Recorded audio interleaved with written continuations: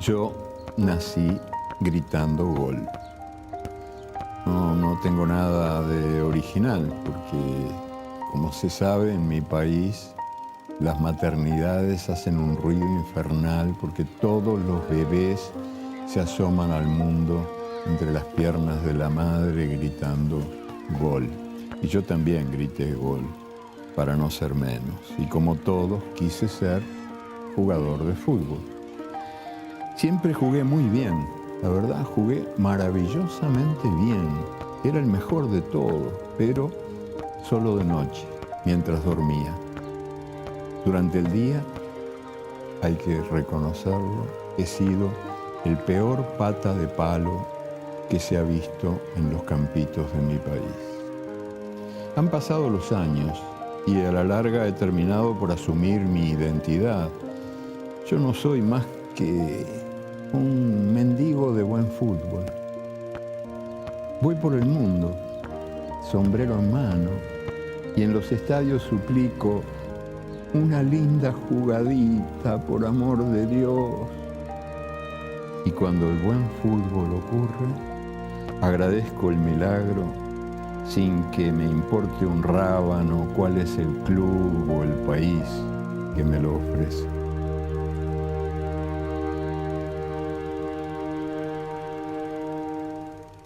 No futebol, existe um universo de autoritarismo muito forte, entendeu? Os dirigentes, que via de regra não entendem absolutamente nada de futebol, e o treinador que assume uma equipe de 20, 25 jogadores e acha que ele tem que decidir como a gente tem que jogar. Eu acho um absurdo isso.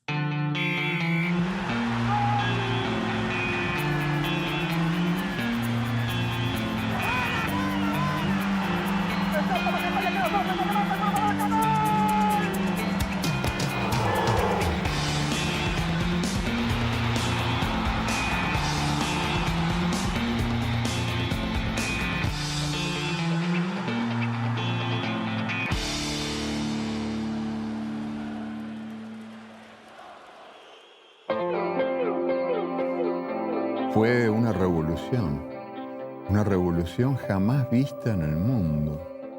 Hace 30 y pico de años, todavía en tiempos de la dictadura militar, los jugadores brasileños conquistaron la dirección del Club Corinthians, que era uno de los clubes más, y sigue siendo uno de los clubes más poderosos del Brasil. Los jugadores ejercieron el poder durante 2 años, 1982 y 1983. Insólito, eran los jugadores quienes decidían, los dirigentes desplazados. Los jugadores decidían absolutamente todo, discutiendo entre ellos en asambleas, todos con derecho a voto, democráticamente. Votaban el método de trabajo, el sistema de juego, la distribución del dinero y todo lo demás. Habían decidido, y decidido quedó, por ejemplo, eliminar las concentraciones. No hubo más concentraciones y muchos cambios más. En las camisetas de los jugadores se leía Democracia Corintiana, que era un ejemplo para el Brasil, porque, como dije antes, estábamos todavía en tiempos de dictadura militar y la dictadura militar se negaba a convocar a elecciones. De modo de que en el pecho se leía Democracia Corintiana y en la espalda de los jugadores se leía Elecciones ya. Bueno, al cabo de ese par de años, los dirigentes del club recuperaron el poder, pero mientras duró la democracia, el Corinthians, gobernado por sus jugadores, ofreció el fútbol más lindo, más audaz, el más vistoso de todo el país y atrajo las mayores multitudes a los estadios. Y además, el Corinthians democrático ganó 2 veces seguidas el campeonato local. El que encabezaba ese movimiento fue un jugador, un gran jugador y un gran tipo, que murió hace hace no mucho tiempo. Se llamaba Sócrates y yo tuve la suerte de ser su amigo.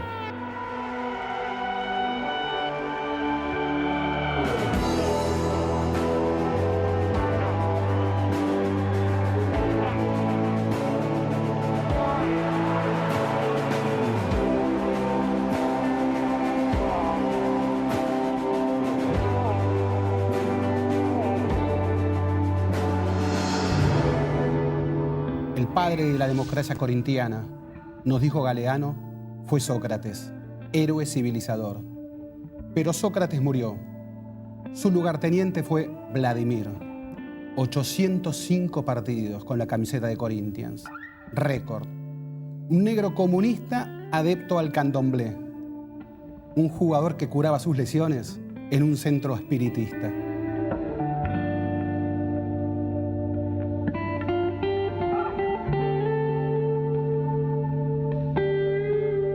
El mundo conoce a Sócrates como el héroe de la democracia corintiana, ¿no? Sí. Pero Sócrates escribió en este libro que aquí tengo que tú eras fundamental, que sin ti la democracia corintiana en sus inicios no hubiese sido posible. Bueno, Sócrates ha fallecido. Nos queda tu testimonio como muy valioso para explicarnos qué era la democracia corintiana. ¿Cómo la ves hoy? ¿Cómo la analisas hoy a essa democracia corintiana? Certo. Bom, nós fomos muito próximos, eu e Sócrates. E quando a gente constituiu esse movimento no Corinthians, a gente tinha muito claro aquilo que a gente queria. Quer dizer, era um momento muito difícil no Brasil, um momento de instabilidade política, de muitos desmandos, de muitos descasos. Nós não tínhamos o direito de eleger os nossos governantes. Isso nos incomodava sobremaneira, né?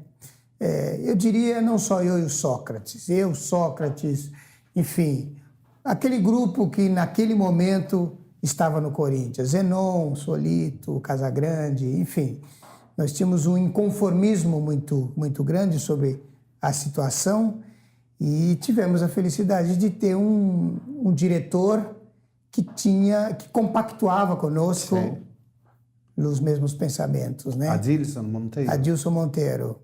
Daí a facilidade que a gente encontrou para deflagrar esse movimento, né?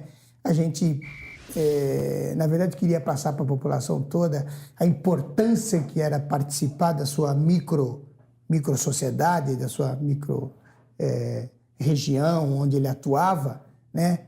Para que a gente desse legitimidade às ações governamentais, né? Sim. Isso foi muito importante para a gente.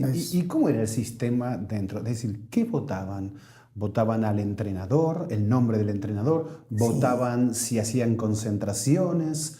¿Votaban cómo se viajaba? ¿Votaban si se compraba un jugador o un refuerzo? ¿Qué era lo que se votaba? Sim. A gente votava...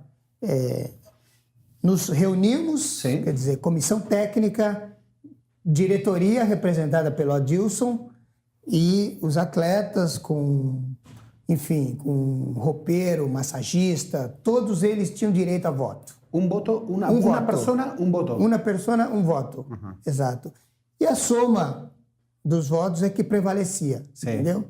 Então, abolimos a concentração, quer dizer, tornamos facultativa, na verdade, quer dizer, aqueles que achassem que a concentração lhe servia, ia para a concentração. Aquele que achava que em casa fosse melhor, ficava em casa. E isso foi perfeito, porque isso a gente conseguiu assumir uma responsabilidade que normalmente o atleta de futebol não tem.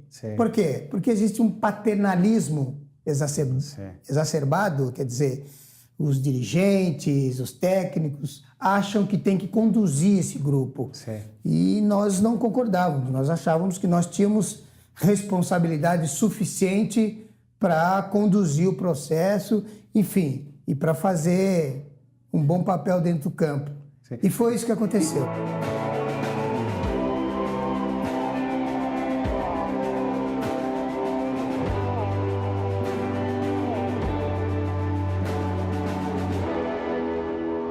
Brasil estaba 2 décadas sin democracia y ustedes ofrecían la mayor experiencia de gobierno autocolectivo en la historia del fútbol. Perfeito.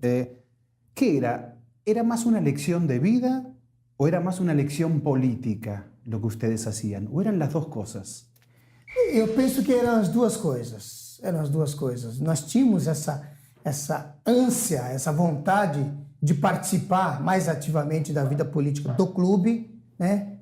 E, por consequência disso, participar da vida política do país também, né? Que era um momento que a gente não elegia governador, não elegia, enfim, não elegia os nossos mandatários, né?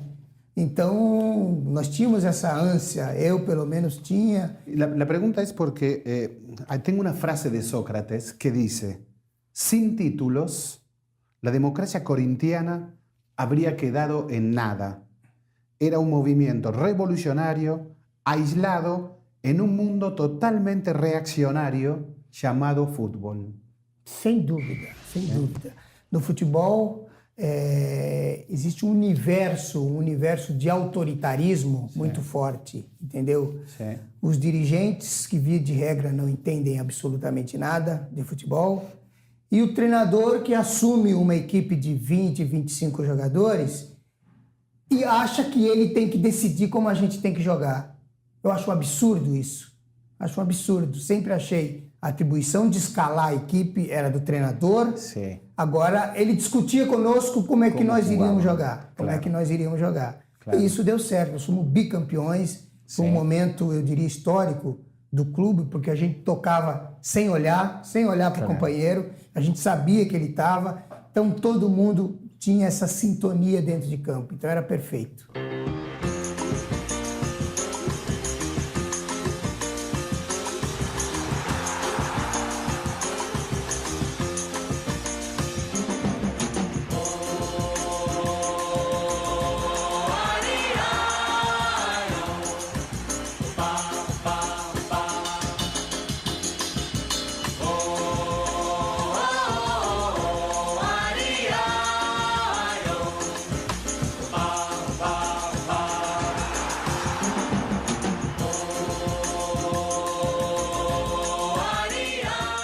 En la democracia corintiana votaban todos y votaban todo.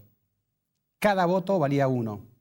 Votaban si había que concentrar, a qué hora viajar, qué refuerzos comprar, qué jugadores debían irse, qué técnico. Y Vladimir nos cuenta el día que él le ganó una votación a Sócrates. La democracia corintiana le recordó a millones de brasileños que votar es un derecho. He visto que estaban en una gira en Japón, creo, y que Casagrande extrañaba a su enamorada. Votaram se ele podia volver ou não? Exatamente, aconteceu no início do nosso movimento, porque logo em seguida a gente estava entrando em férias e pintou essa excursão para o Japão, que demoraria 30 dias, 25 dias, né? E aí, pelo menos a gente ia sair desse sufoco, desse murmúrio que estava aqui em São Paulo, aqui no Brasil, né?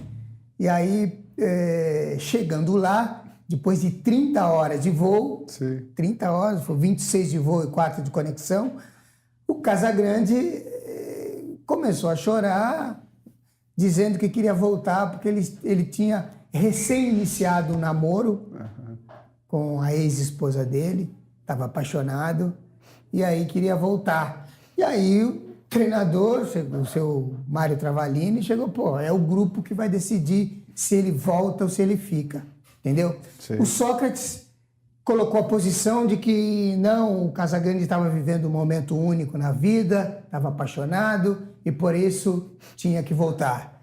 E a minha posição foi o contrário. Eu falei, não, eu também tenho um filho de 1 ano e meio, recém está começando a andar, e eu gostaria muito de estar com ele, no entanto, eu estou aqui no Japão. Então, nós somos profissionais e eu acho que a gente tem que ficar. Aí votou a proposta do Sócrates e a minha proposta ganhou.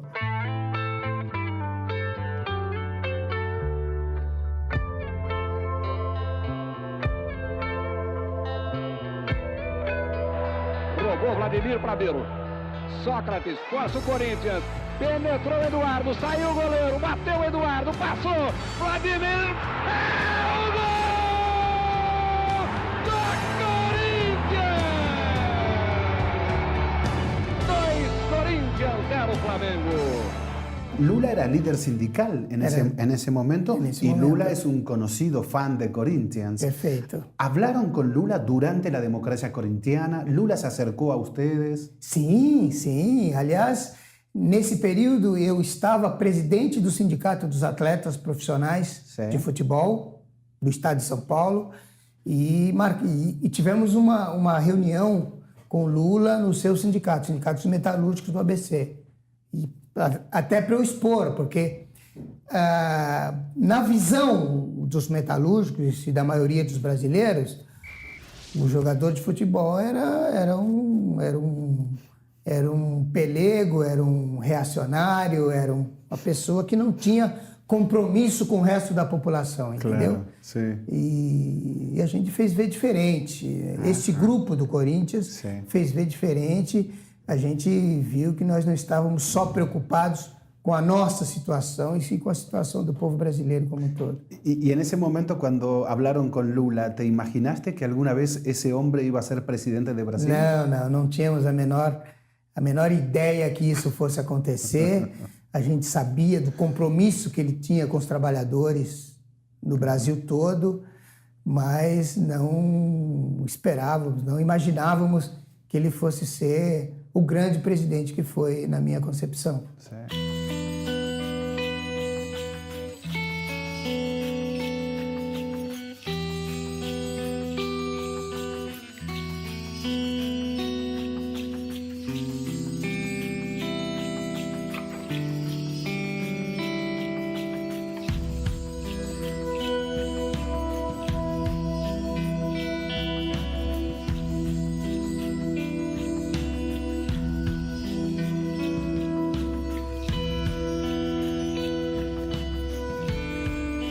Y si te pido una anécdota que tú más recuerdes de Sócrates, ¿cómo era o Magrao? ¿Cómo era Sócrates? Y la anécdota que mejor lo describe, que mejor nos contaría a todos quién era Sócrates. Sócrates era genial, né? Era uma pessoa extremamente politizada, uma pessoa que tinha uma consciência de classe. Ele, enquanto líder e estrela maior do clube, nunca desfez de nenhum companheiro, de nenhuma figura do clube. Sim. Ele era uma pessoa extremamente humilde, né? Ele era o que mais ganhava, mas sempre com as atitudes humildes. O carro dele era um Fiat 147. Ele sempre foi muito humilde mesmo, na verdade. E era a pessoa que na verdade, ditava a postura, né? Sim. Eu diria que o grande legado que ficou da democracia corintiana foi quando ele foi considerado o melhor jogador em campo e ele atribuiu ao Solito, que era o goleiro, que tinha tomado um gol meio assim e tal, Sim. mas fez uma boa partida também, mas ele atribuiu ao Solito os louros daquele jogo. Sim. E isso a gente começou a fazer cotidianamente, quer dizer, a cada jogo, aquele que fosse eleito o melhor em campo sempre atribuía a um companheiro, para não assumir as glórias. Sim, tudo. Isso foi fantástico.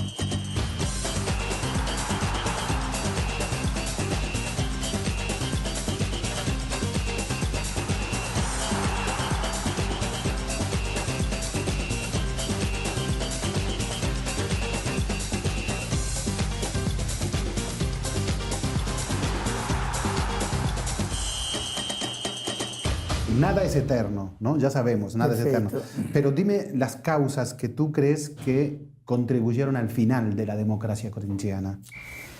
Então, na verdade, todo conselheiro, todo não, mas eu diria a maioria dos conselheiros e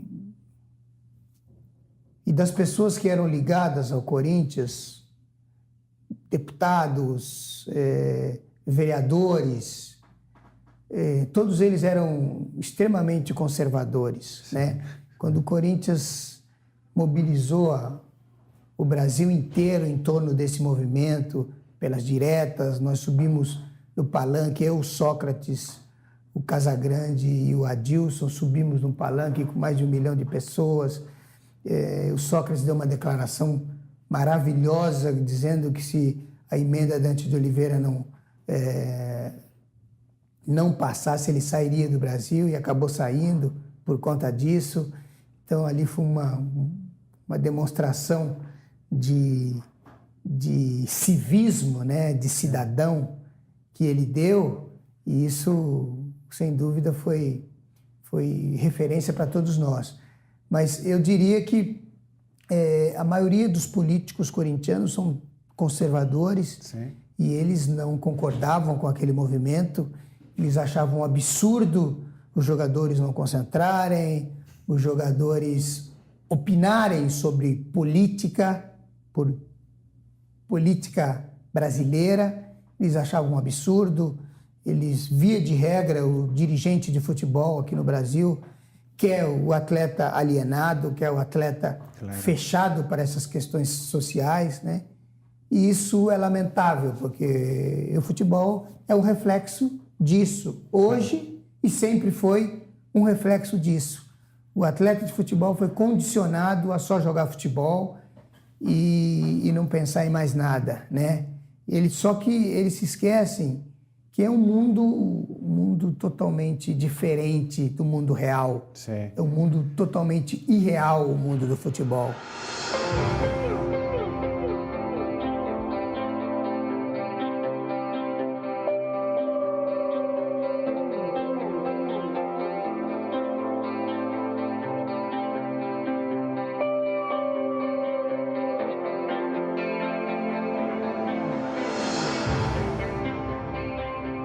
La democracia corintiana fue un fenómeno rarísimo, excepcional en el mundo del fútbol.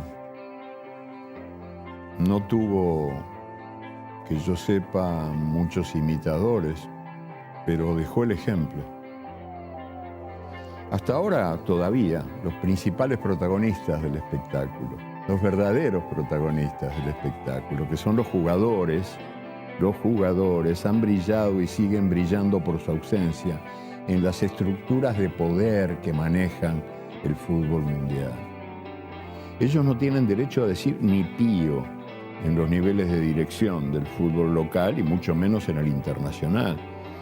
No pueden darse el lujo de ser escuchados en el cerradísimo castillo de la FIFA en Suiza, que desde Suiza da las órdenes y corta el bacalao.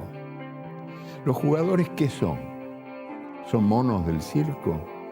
Cuando los monos se visten de seda, ¿monos se quedan? Ellos jamás han sido consultados, los jugadores nunca, a la hora de decidir cuándo, dónde y cómo se juega. Recuerdo una respuesta que les dio Blatter a algún jugador que protestó, y Blatter dijo: ustedes son empleados y aún así les niegan los derechos que podrían tener desde el punto de vista del derecho laboral, digamos, ya que son empleados, ni eso tienen. Condenados al silencio, jamás consultados. La burocracia internacional es la que manda y altera las reglas del juego a su antojo, sin que los jugadores tengan arte ni parte, y ni siquiera tienen el derecho de saber cuánto dinero producen sus piernas, porque se ignora a dónde van a parar las fortunas fugitivas que en el aire se desvanecen. Al cabo de muchos años de huelgas y movilizaciones, en algunos países se ha logrado mejorar un poquito los contratos, pero es muy poquito lo que se logró. La verdad es que los mercaderes del fútbol siguen tratando a los jugadores como si fueran máquinas que se compran, se venden, se alquilan.